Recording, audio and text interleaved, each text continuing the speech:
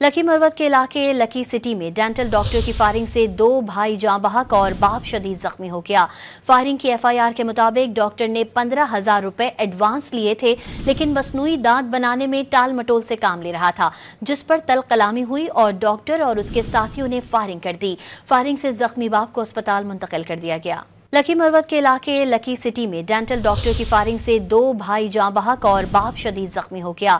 Firing की FIR के मुताबिक डॉक्टर ने 15,000 रुपए एडवांस लिए थे, लेकिन मसनूई दांत बनाने में टाल मटोल से काम ले रहा था, जिस पर तल कलामी हुई और डॉक्टर और उसके साथियों ने फायरिंग कर दी।